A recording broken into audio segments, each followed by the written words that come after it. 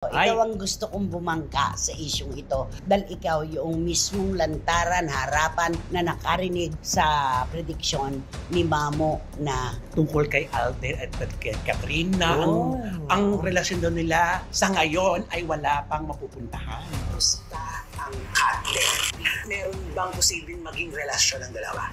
Wala. O ano lang sila, close friends. As in best. Siguro kung meron mang itinuturing tong babae na to na pinakamalapit na lalaki sa buhay niya, yun ay si Alden Richards. Pero Wala pang relasyon. walang relasyon. Hindi darating sa puntong magkakarelasyon sila.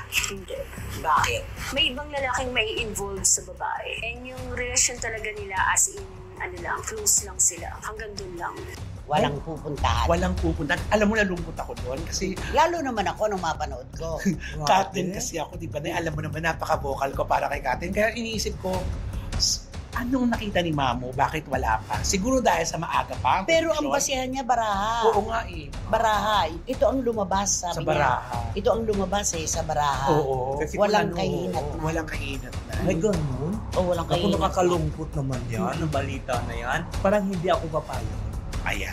At ako naman ayokong maniwala na hanggang sa dulo, hanggang sa maipalabas ang pelikulang Hello Love Again ay walang maganap sa kanilang dalawa. Yun. Alam ko patungo doon itong Tama, kilig na ito ng bayan. Oo, di ba? Lagi disclaimer nga. Sa ngayon, ang hula kasi, nagbabago kasi Gabay yan eh. Gabay lang Oo. naman yan.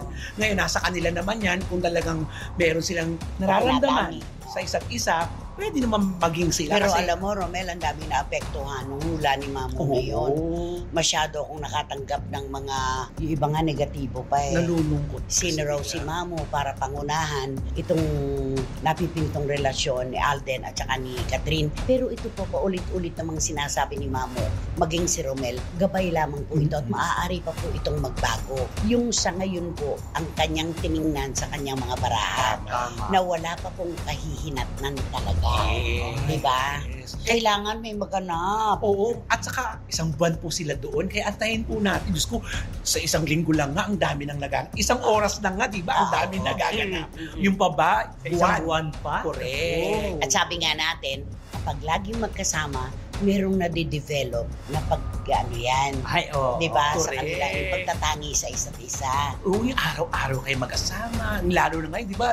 Kita natin, nakakapag-date na sila, kumakain sila sa labas. Na hindi na alam ng iba kasi hindi na nila headline. Oo, Hindi na nila diba? sinasabi kung saan nagpupunta. Correct. Kaya, Balita nga ng mga kaibigan ko sa Edmonton, nandun pupunta ng araw ng Jasper. Oo. Pupunta rin daw ng Banff. Oh. At saka na Lake Louise, pagkagagandang lugar po sa Canada. Hindi na nila kailangan pang ipaayuda yan. Tama. Para hindi sila sinusugod ng mga tagahanga. Oo, para mas mabilis ang paggawa nila ng pelikula.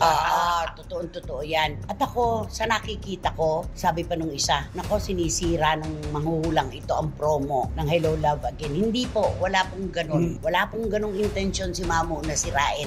Kundi, binigay po ni Romel ang pangalan, tiningnan po niya ang Sa Baraha. sinasabi ng Baraha. Yun po ang sinabi ng Baraha. Hindi naman siya pwede magsinungaling. Oo. Di ba? Kung ano yung nababasa niya, di ba? Oo, siyempre yan ang lalabas. At saka alam naman natin, parang picture yan na de-develop po ang lahat. Totoo yan. Diba? Lalo ngayon, instant na. Correct. Pag-click mong gano'n, nandun na kagad yung larawan. Totoo. Diba? Kaya ako, umaasa ako talaga na may mabubuo Tama. dito sa pagitan ni Alden Richards at Catherine Bernardo. Lalo pa. At lagi na silang magkasama. Iba po ang nagagawa ng constant na Yes. pagkikita. Ganon. Kaya dapat lang, para mapunta natin ito yung sinasabi ni Mamo, ang lahat ng fans at ang umidulo kay Alden at saka kay Catherine, magdasal po tayo. Ay, Diba? Di Dumating ba na dasal siya yung sa point. Dumating na siya sa punto talaga. Napus na siya ng gusto na. Di ba ganun naman Oo, ganun talaga. Kapag Pag may dasal hinihiling natin, ka. di ba, Carlo?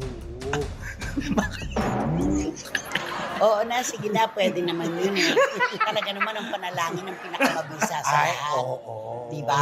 Wala namang panalangin na dinidinig ng biglaan, pero yung pilikmata ko talaga, yung pilikmata ko talagang kaya haba-haba pumasok.